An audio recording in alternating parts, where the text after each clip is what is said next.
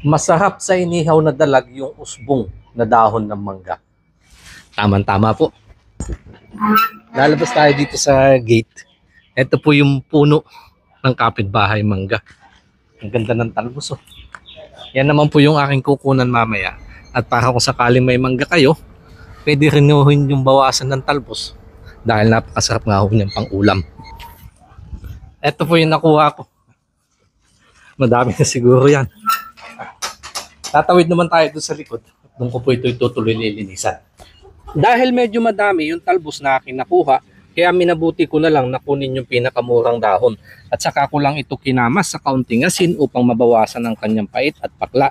Dahil sa hiwa ko ito rekaduhan, pero nakadepende pa rin yan sa inyong panlasa. Saka ko ito binanlawan at pinigaan. Mga sangkap na handa ko na. Gagawa nga po tayo ng salad. Binudburan ko lang ito ng kamatis, spring onion, sibuyas at saka itlog na maalat. Basta salad, huwag kalimutang kayuran ito ng luya, pampabango. Saka 2 kalamansi na pambalansi ng lasa. Saka paminta at toyo na pampaalat. Pwede naman patis or bagoong, saka ko lang ito kinamas para mas lumabas ang katas. Basta make sure na bago ito gawin, dapat nakapaghugas. Dalag ang request ng ating kanayon pero nakapagmukbang na po kasi ako nito, ilang araw lang ang nakalipas. Kaya ngayon ihaw na hito naman at siling pang sigang para may kaunting bango at anghang. Ito na po yung aking inihaw na hito. Tanga muna. Thank you Lord sa blessing na nasa aming narapan. Basbasan po ito, no? Pang sa ganun, magsilbi lakas sa aming pangatawan. In Jesus name, Amen. Ito na din po yung aking pampainit.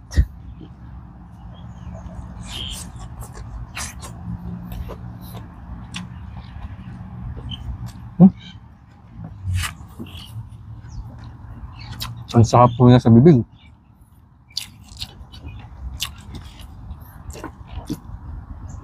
May kaunting alat, anghang sa bibig, gawa ng sili, asim, nung kalamansi, kamatis, saka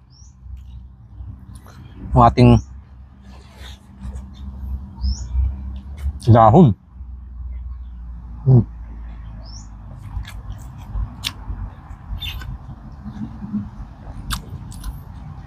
Ang sarap po ng kombinasyon niya sa bibig.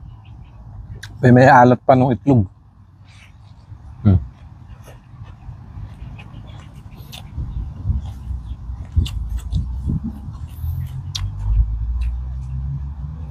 Saka bango.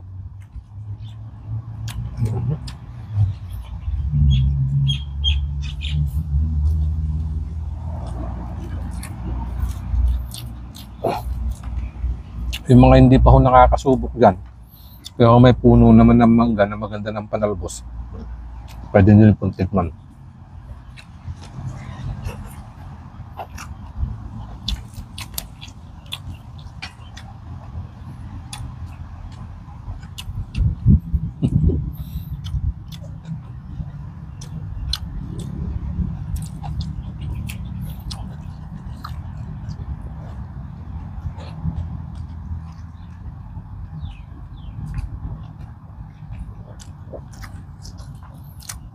Dahil nga po may kaunting asim, kaya pag sinubo mo na, nagkakatas na yung bibig ng pusa. Yung parang naninigas yung panga.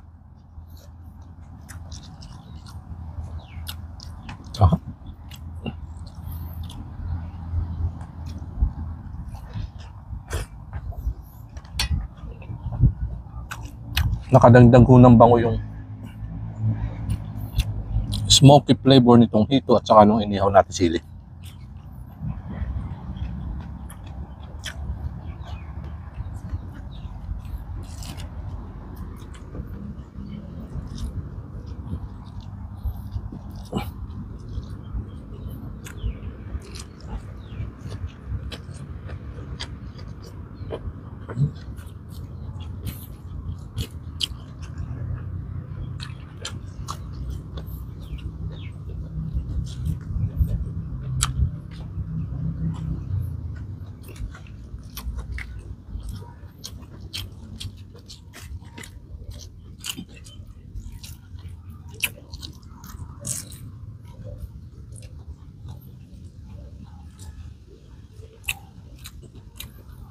Ang taba nung hito.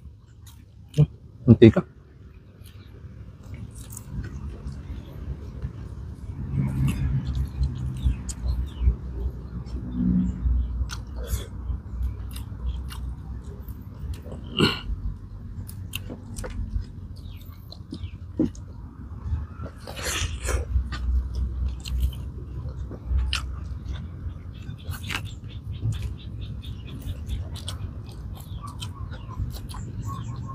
Hindi masyadong manghang yung sili na panigang.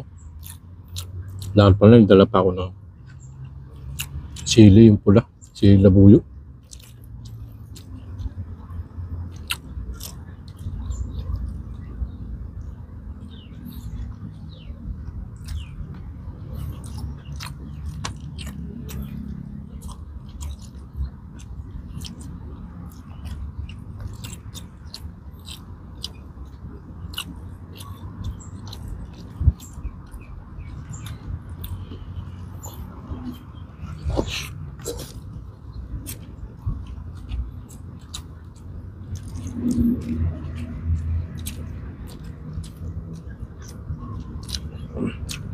Dahil wala akong masyadong sabaw, kaya pinipiga-piga ko kaya para magkatas sa kamay.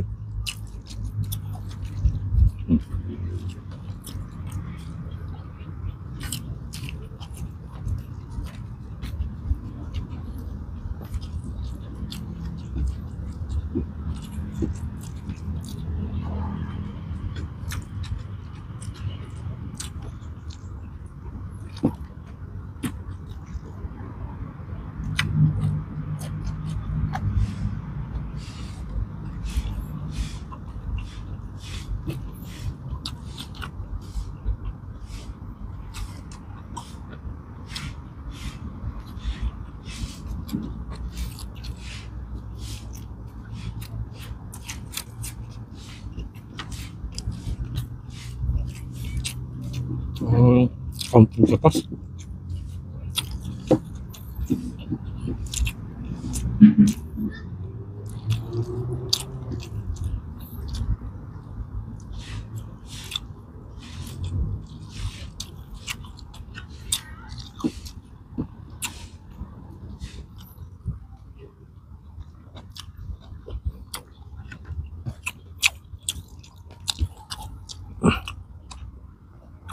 Isa na naman hong tipid na ulam.